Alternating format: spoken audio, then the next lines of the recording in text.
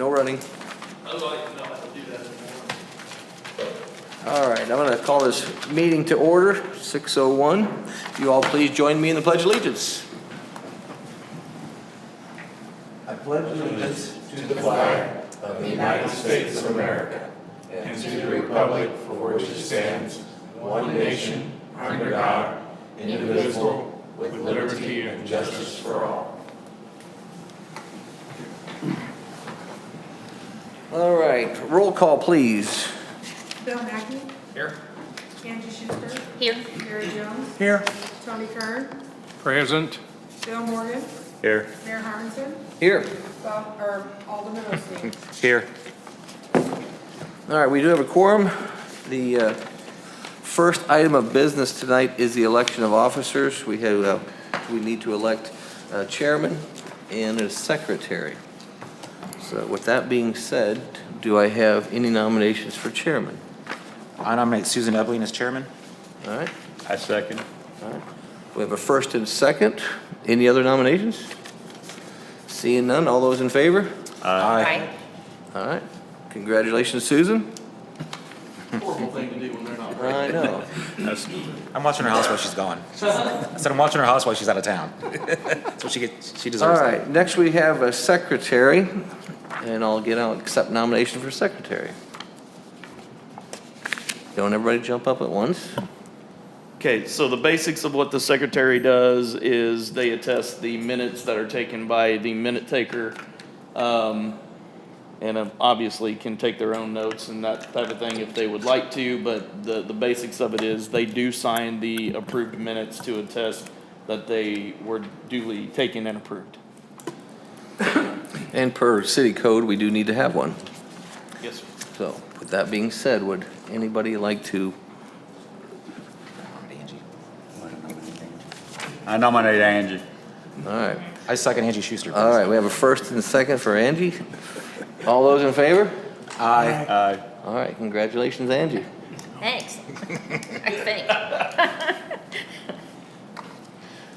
All right. Has everybody had a chance to look at the minutes from the May 9th meeting? Do I have any comments or questions? If I do not have any, do I have a motion to approve the minutes? So moved. All right. Thank you, Tony. You have a first or a second? And we have a second. All those in favor? Aye. All right. Minutes from the May 9th meeting have been approved. I'm sorry, who seconded it? Oh, thank you. All right, for those at home and here in the news, just so you know, the Planning Commission is a board of volunteers that is appointed by the mayor and the Board of Aldermen.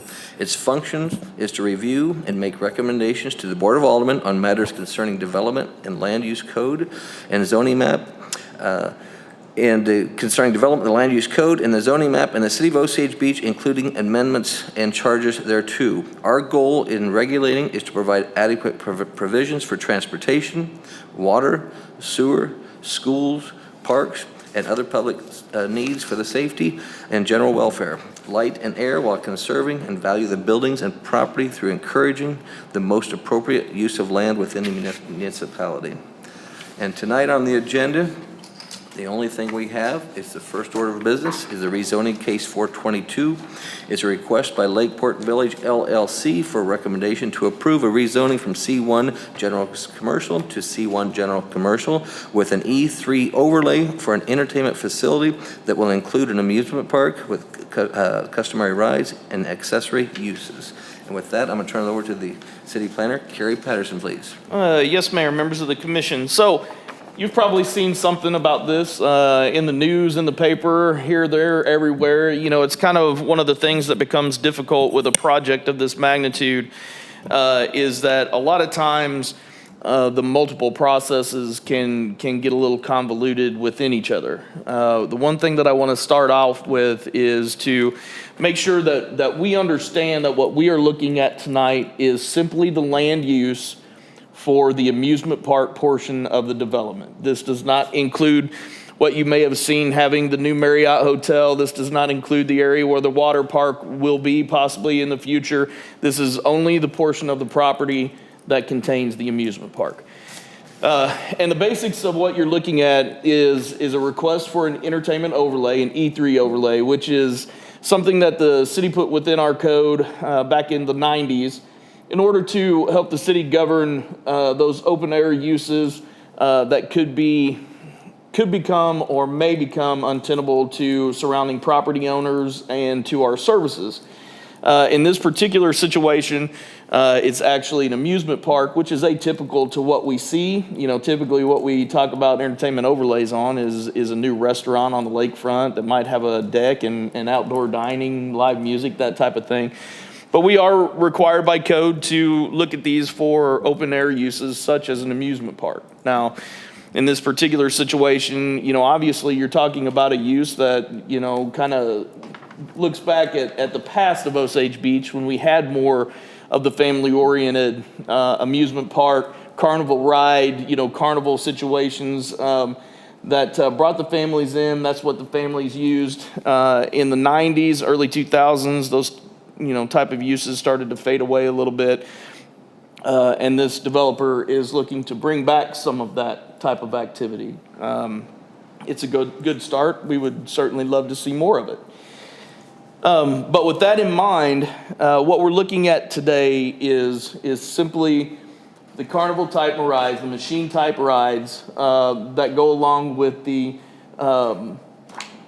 site plan that was in your packet. Okay, so when we look at the site plan, what I will tell you is along the way, if they decide to do another ride of some type instead of one of the ones that they're looking at now, if there's minor tweaks to the site plans, those aren't things that we would come back to the planning commission for an amendment on. But if there's anything major, if they decide to add a second 250-foot Ferris wheel, or if they remove some of the rides and want to build a restaurant bar down on the frontage or something like that, that type of amendment would come back to the commission and the board for approval. So basically, the applicant is here along with his team. They have a presentation to show you that gives you a little bit of an idea of what they're looking to do.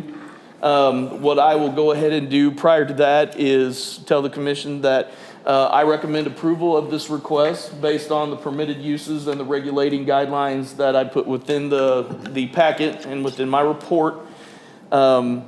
And with that, I would hand it back to you, Mr. Mayor, to see if the applicant has something they would like to bring to the commission. And then obviously be available for any questions afterwards. Right, and Carrie, could you go ahead and clarify though, but the application is only for the neighboring peninsula? It is not for where the timeshares are? Because I know in the news, it sounded like this was the time, but it's only for the neighboring peninsula, correct? This does not include the property that the condos and timeshares are on. We actually could not rezone that without without them requesting it. So this is, Yes, does not include them at all. thank you for clarifying. Yes, sir. Patrick or Mr. Tegato? Or Todd? Thank you, Mr. Mayor, Commissioners. Carrie, you did a great job of covering much of the deck, so I think I'll just skip to a couple things and then we can go back. You know, the biggest things that we paid attention to was that this complied with the comprehensive plan that noted over 200 acres of land will be needed to be developed for non-residential uses by 2025. As well, the comprehensive plan called to provide support for tourism efforts within the region and to provide for development along major corridors. So we felt like it checked all three of those. And then as well, that it fits into the future land use map that was adopted by Osage Beach as commercial. Carrie, I think, covered everything else in this presentation in general, but I feel like we're here to answer any questions if there's specific questions about the rides. I will say, you know, as you know, through part of the other process, we have gotten a traffic study. We've also met with the fire department a number of times and have worked to make the plan in conformance with their life safety issues and things like that. So all of that's been addressed and will continue to be as well. Comments, questions from the board? I will back that up and to say that the traffic impact statement and study has been performed by the consultant. They have provided their findings, and we will be having a meeting that will include the applicant, the consultants, and then the Missouri Department of Transportation, just to discuss the findings and what they're recommending for the property at probably relatively soon, like within maybe next week. And of course, the findings of that, as long as MoDOT is good with those conclusions, then the applicant can start working on their design, engineering design for. They've already started water and sewer, but engineering design for the traffic improvements that may need to be made. So, and that will all be done before we give any permits for development. Very good. Questions from the board? Bob? Hey, Jeff. Sorry, Alderman. I just want some clarification on the parking, because I know this is a multi-phase project. Is the parking garage being built in conjunction with the amusement park, or is that a later phase? Because it goes back to the parking requirements Great for the new question. overlay. Yeah, it is going with this initial, with the amusement park. Okay. Yep. Just wanted to clarify that, because once again, different parking requirements for the different phases, so, That's correct. alrighty, thank you, that's all I I had. advise them to keep the parking garage out of the entertainment overlay district, simply because it will be serving both aspects, or hopefully will be serving both aspects. And obviously, it's not an open air entertainment facility. Yes. So, yes. Okay, thank you. All right. Other questions? Auntie? Am I understanding correctly that the sound levels are still to stay under the commercial? Yes. Okay. That is correct, yes. Just want to make sure. And the sound levels that we put in there are the sound levels that were established by the city for all entertainment E3 overlays, whether it be this type of use or, the restaurant bar with live entertainment. So they are commercial aspect requirements. I think it's also important to note our hours of operation we typically close earlier than most of the bars and restaurants on the lake. We're 10 a.m. to 10 p.m. On hours of operation. Tony? Yes, do I understand that there's indoor restaurants as well as outdoor restaurants and potentially a Ferris wheel in the presentation forecast for what the plan is on this area?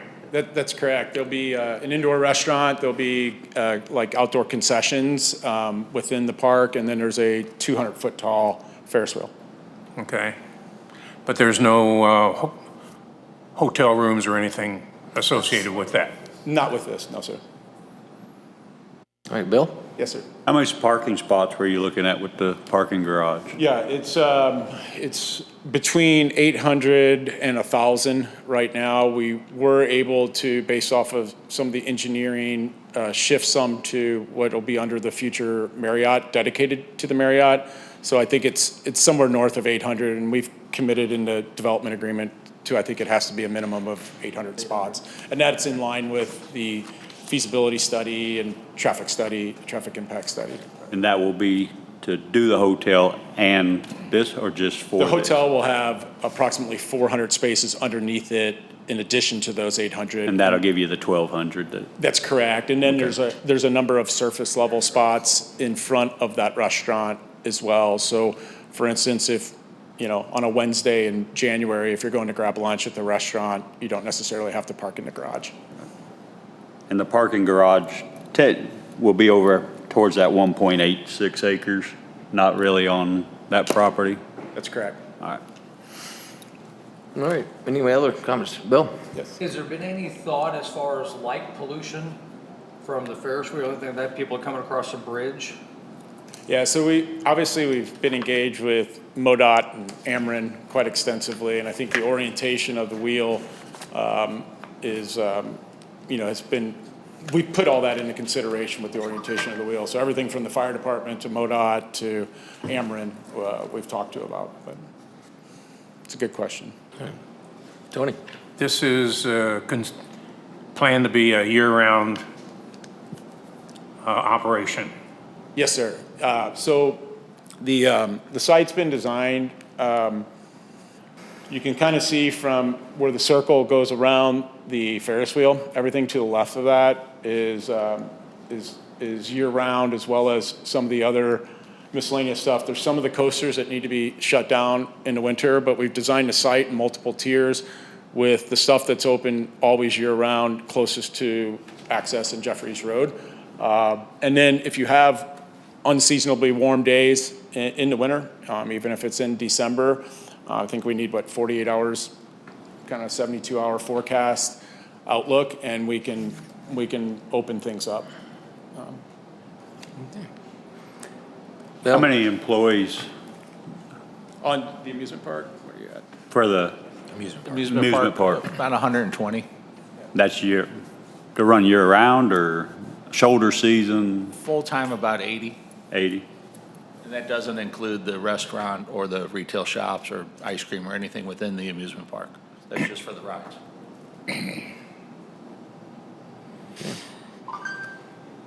Anything else from the board?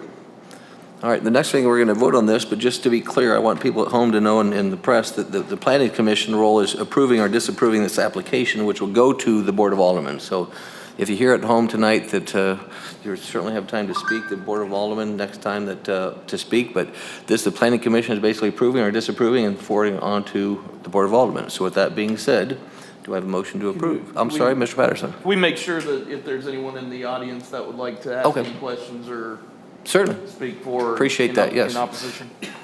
Anybody from the audience like to ask questions of the guests or Mr. Patterson? If you would, come on up and sign in and have at her. We got you on TV too. Oh, okay. Well, I'm used to it. There's no pen, but I'm Eric Olace, KMU8 News. So here, I can chime in for you. So I just heard you say that what you guys are approving right now is not the actual rezoning, you're just forwarding it to a different board? Correct. Okay, could you clarify that again for me? Because I wasn't aware that was. Yeah, the Board of Aldermen will be taking a vote on this later. The commission here either approves or disapproves the application itself. So the alderman will decide whether it's passed or not. And when did you say that was going to be? I don't know that it'll be on the next one. It'll be It will be the first meeting in July, July. which would be the first Thursday. The planning commission, by state statute, makes a recommendation to the Board of Aldermen. That's their responsibility. Gotcha. Cool. Don't want to be spreading misinformation, so. I appreciate That's that. all I got. I appreciate it. All right, thank you. All right, anybody else like to speak? If not, do I have a motion to approve? Make a motion. All right, I make a motion to approve. Bill, do we have a second? I'll second that motion. Alderman Osteen is second. All those in favor? Aye. Any opposed? All right, motion carries. All right, that is the only thing on our agenda tonight. Do we have anybody from the board that'd like to make any comments or questions? If not, do I have a motion to adjourn? Motion to adjourn. Second. Osteen and Bill. All right, all those in favor? Aye. All right, meeting adjourned. Thank you, everyone.